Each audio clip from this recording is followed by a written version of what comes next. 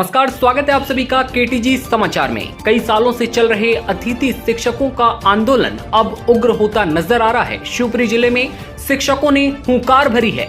अतिथि शिक्षकों का परमानेंट करने का ये आंदोलन अब मध्य प्रदेश में उफान पर है। बहुत सारी परेशानियों को झेलकर अब अतिथि शिक्षक इतने मजबूर हो गए हैं कि उनको दबाना और आंदोलन को रोकना मुश्किल हो चुका है। एक लंबे अरसे से अतिथियों को कभी प्रशासन के डंडे तो कभी झूठा आश्वासन दिया गया, लेकिन फिर भी अतिथियों ने कभी हार नहीं मानी। अपनी मांगों के लिए उन्होंने भोपाल तक अपनी लड़ाई लड़ी, परंतु इनको कोई संतुष्टि भरा जवाब अब तक नहीं मिल पाया और मिला है तो बस झूठा आश्वासन। और अब वही शिक्षक झूठे आश्वासन देने वाले नेताओं को कोस रहे हैं, नकार रहे हैं। उधर सरकार को भी समझ नहीं आ रहा करे तो आखिर करे क्या।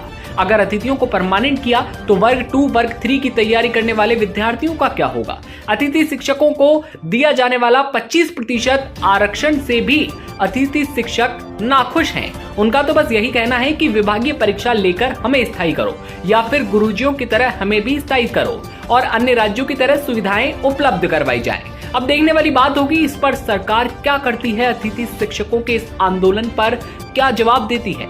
शिवपुरी से केटीजी समाचार ब्यूरो चीफ रिंकू पंडित की रिपोर्ट। तमाम खबरों के लिए आप बने रहिए केटीजी समाचार के साथ, आपकी बात हमारा साथ।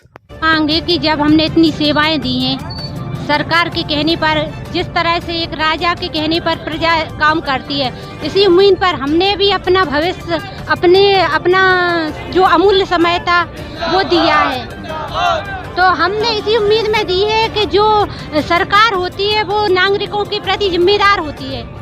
यही सोचकर हमने उनके भरोसे पर अपना। क्या नाम है आपका? क्रांति मोहन बरार, जिलाध्यक्ष शिवपुरी। आज आपने धरना प्रदर्शन धरना प्रदर्शन किया है, कलेक्टर ने क्या कुछ मांगे हैं आपकी? सर, हम धरना प्रदर्शन इसलिए किया है कि 15 साल से हम लोग शोषित हैं अतिथि शिक्षक। तो क्या है कि मध्य प्रदेश सरकार ने कई बार हमने आवेदन, ज्ञापन, निवेदन सभी किए हैं, तो सरकार आज तक हमारी बीजेपी सरकार ने सुना नहीं है। तो यह है हमारा आखिरी अल्टीमेटम है। तो हम सरकार को इस ज्ञापन के द्वारा आखिरी अल्टीमेटम दे रहे हैं कि 20 तारीख तक, 20 फरवरी 2023 तक अगर शासन ने हमारी मांग नहीं मानी तो 21 फरवरी से हम भोपाल की धरा को भर देंगे और वहाँ पे जाके अनिश्चितकालीन आंदोलन करेंगे। और सर, हमारी मांगे हैं गुरुजी की तर्ज पर विभागीय परीक्षा लेकर नियमित किया जाए, क्योंकि मध्य प्रदेश सरकार ने गुरुजियों को भी विभागीय परीक्षा लेकर नियमित किया था और जो गुरुजी फेल हो गए थे उनको भी पास मान लिया गया था। तो हमारी एक सूत्रीय मांग है गुरुजी की तर्ज पर विभागीय परीक्षा लेकर नियमित किया जाए और जो अन्य राज्यों में नीति है उसके अनुसार मध्य प्रदेश शासन भी अपने राज्य में नीति बनाए। जो अभी रैली और धरना जो दिया जा रहा है वो सरकार का ध्यान अपनी ओर आकर्षित कराने के लिए किया जा रहा है। विगत 14 वर्षों से अतिथि जो है वो अल्प मानदेय में मध्य प्रदेश में अपनी सेवाएं देता आ रहा है। और एक और बात, सीएम साहब का हम अपनी ओर ध्यान आकर्षित करवाना चाहते हैं कि जैसे आपका जो परमानेंट शिक्षक है, अगर वो स्कूल में सेवाएं देते समय या घर लौटते समय या किसी भी कारणवश दुर्घटना का शिकार हो जाता है तो उनके परिवार को सरकार द्वारा अनुकंपा नियुक्ति दी जाती है, उन्हें सहायता दी जाती है। और जबकि अतिथि के साथ ऐसा नहीं है। आज अपना मध्य प्रदेश भारत का सबसे बड़ा राज्य बन गया है बेरोजगारी के मामले में और सरकार उल्लू अपना सीधा करने में लगी हुई है। अभी उन्होंने 1 वर्ष और रिटायरमेंट का बढ़ा दिया जिससे कि भर्ती ना करनी पड़े और हमारा चुनाव हो जाए।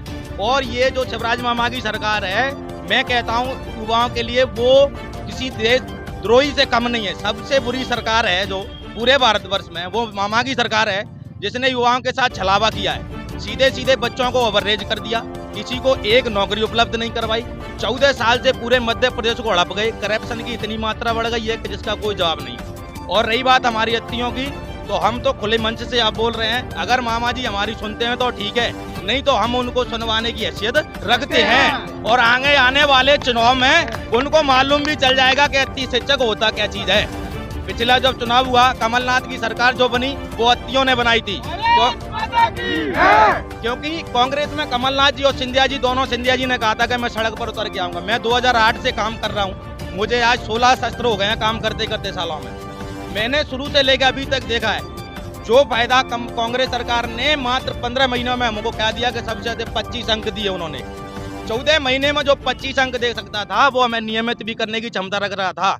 लेकिन ये बीजेपी सरकार को पता था अगर ये अति शिक्षकों को साध लेंगे और अगर इनको नियमितीकरण दे दिया तो हमारी पत्ती यहाँ से साफ हो जाएगी।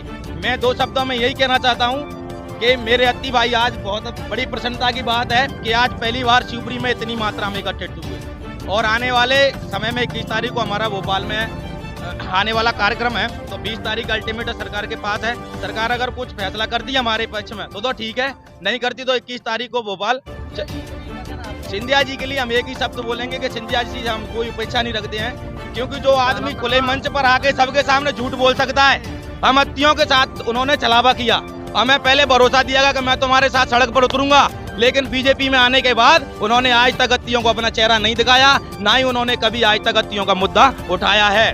तो सिंधिया जी के हम सभी लोग उनसे नाखुश हैं और उन जाएं ताकि हमारे जो पास बैठे हुए हैं वो अंदर हो जाए। और आपने जो कहा था कि हमारे जो बीएड डीएड करने वाले हैं उनका क्या होगा, तो विभाग में लाखों पद पड़े हुए हैं। हमारे अतिथि शिक्षक जितने योग्य हैं उनको क्रमिक तरीके से आप अंदर कर लें और जो परीक्षा ली जाए, जो बहुत ही विभागीय परीक्षा ली जाए, बोनस अंक दिए जाएं, जो 25% जो। श्रीमान, मेरे कहने का तात्पर्य है कि मैं लंबे समय से अतिथि शिक्षक के रूप में कार्यरत हूँ, लेकिन जो मध्य प्रदेश सरकार ने इस अतिथि शिक्षक के संग जो शोषण किया हो, जो हमारे अन्याय और अत्याचार के खिलाफ जो हमारी लड़ाई चल रही है कि हमारा जो हमको भविष्य सुनहरा दिखना चाहिए, तो वो नहीं किया है। और हर बार दोनों सरकारों ने झूठ के वादे करके हमारे साथ शोषण करने का काम किया है। तो मैं तो अतिथि शिक्षक भाइयों से यही कहूँगा कि भाई, जो हमारी सरकार हमारा न्याय नहीं करती है तो हमें उस सरकार के साथ रहना नहीं चाहिए, ये हमारा काम होना चाहिए।